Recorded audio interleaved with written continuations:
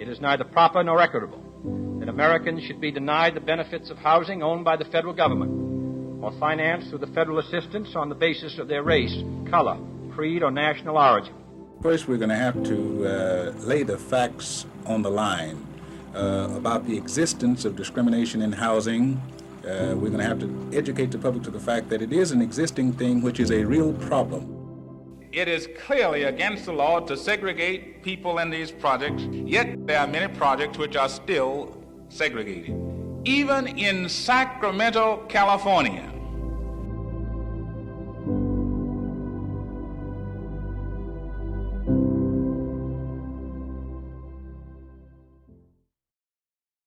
our speaker at this session, Mr. Nathaniel Cauley, is a well-known attorney in our community.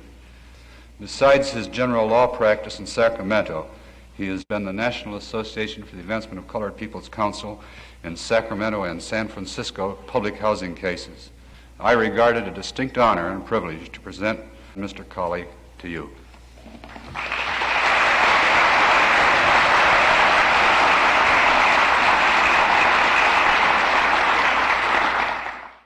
today I'm to discuss with you the subject of desegregation in housing. You might be surprised to know that the federal government has facilitated segregation in housing in this country. In fact, the federal government can be accused of actually causing it. These are harsh charges, but these charges are true.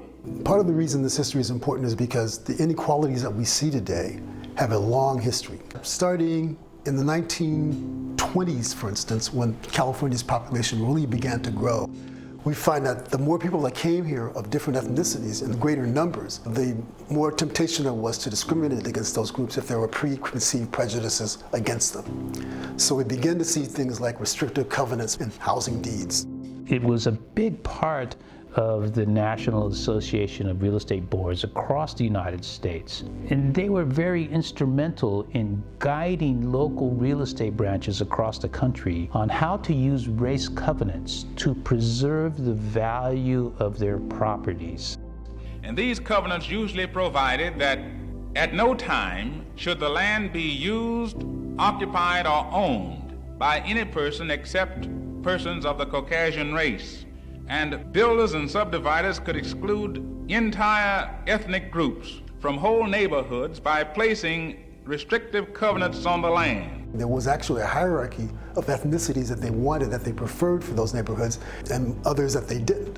And sometimes these hierarchies were listed in order from Western Europeans all the way down to Negroes and Mexicans as the language put back in those days.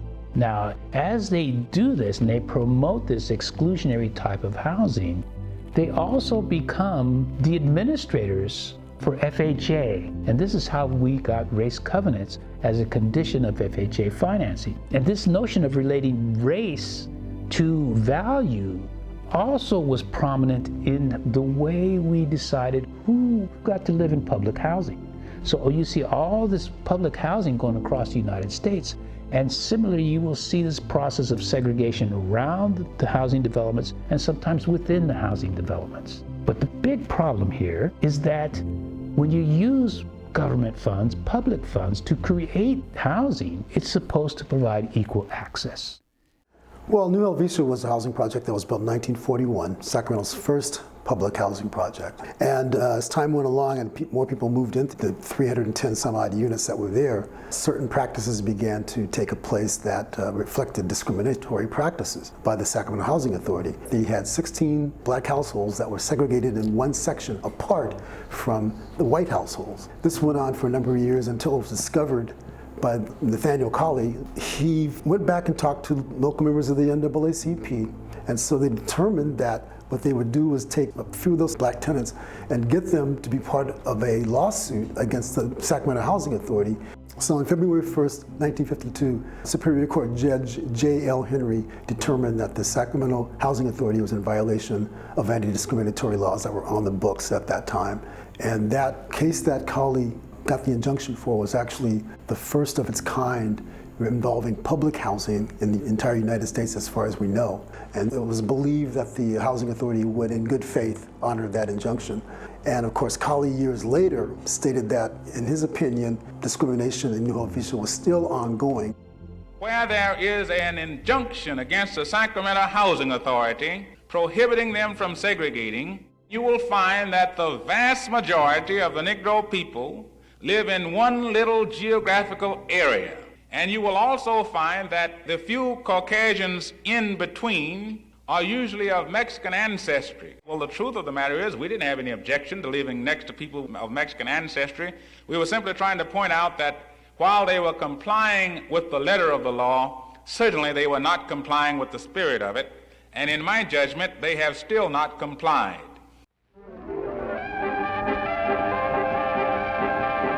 Hello? Won't you join us for a trip depicting life in Sacramento, 1950? And of course, a growing community means more homes, more places to live, more people buying a little bit of earth and a house to go on it, to call all their own. Well, the work that Colley did in terms of public housing also had a counterpart in the private housing sector that needed to be resolved. The most important phase of housing at this time is that insured by the FHA or the Veterans Administration. This group of housing constitutes over 90% of all the new housing constructed in this country since 1940. Well, what has been the record in that housing? For these projects, they were being sold to white veterans and to white homeowners or prospective buyers, but not to blacks, who were also veterans and who were also home buyers. And so this leaves us this predicament of a growing Sacramento where we're actually have 3 military sites, and they're using, by law, minority labor in these places. So now you're seeing the rise of a new middle class that's able to afford places like Arden Park Country Club, Town and Country Village, all these places coming up where they can live in just about any place because they have the income to do it.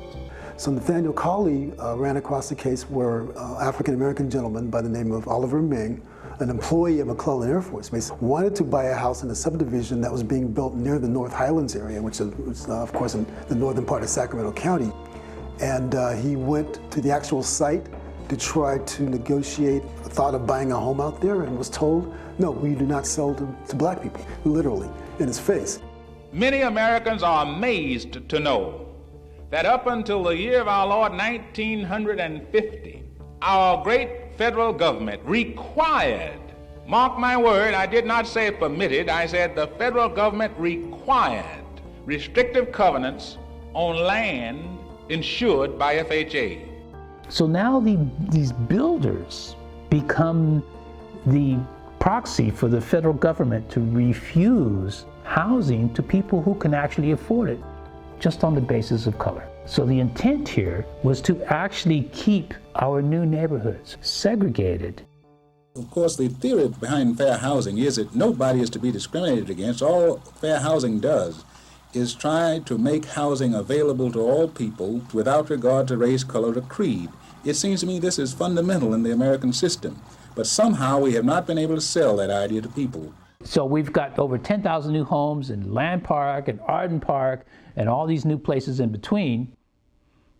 And so over 10,000, but we don't have one person of color living in any of them. They had to go outside of these boundaries, outside of these racially exclusive boundaries to buy their home. This is how we see Glen Elder pop up in the middle of nowhere, because it was the formation of a separate but equal type of residential development here. And, you know, without the infrastructure and buses and things of this sort and gutters and things of this, we're building new homes out there. This is the only place where a minority can use an FHA loan. Now we have this situation where there's an inequity. We've already shown in the New Helvetia case that you cannot discriminate with federal funds.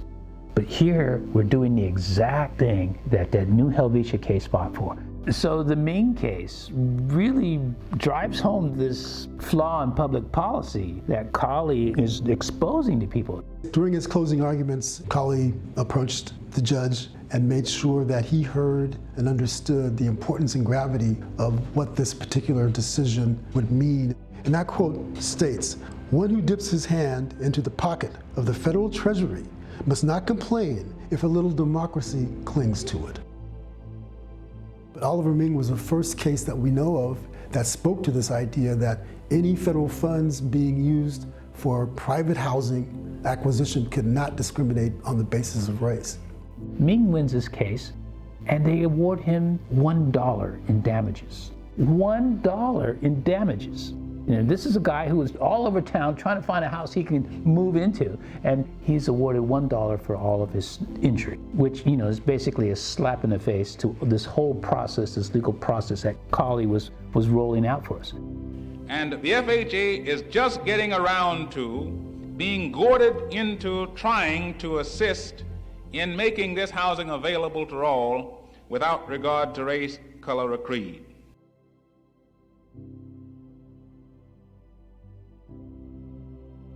I have today signed an executive order directing federal departments and agencies to take every proper and legal action to prevent discrimination in the sale or lease of housing facilities owned or operated by the federal government, housing constructed or sold as a result of loans or grants to be made by the federal government, or by loans to be insured or guaranteed by the federal government. I have directed the housing agency and other appropriate agencies to use their good offices to promote and encourage the abandonment of discriminatory practices that may now exist.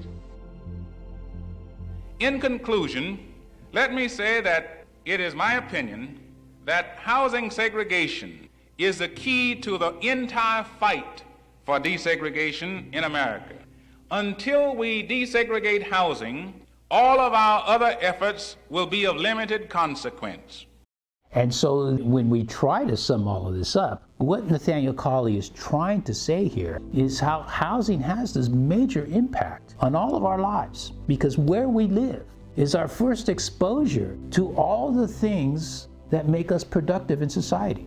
Our education, our employment, the churches we go to, the recreation we have around us, what people call the social determinants of health, comes from where we live. And so when neighborhoods are deficient, when they don't have parks, when they don't have schools and STEM programs, when they don't have health care and hospitals, people suffer. This actually impacts their ability to earn income. When our income is affected, where we live also becomes affected, so that you can see these patterns of discrimination that happened years ago actually impact the future. And so even though Colley was clear that you can't use these government benefits to promote segregation, it did not get rid of other issues that were still at the forefront in the fight for fair housing during that time. You know, it did not get rid of redlining. Lenders could still redline on the basis of race. It did not get rid of the use of color in the appraisal process. So we still see this rampant discrimination across the city.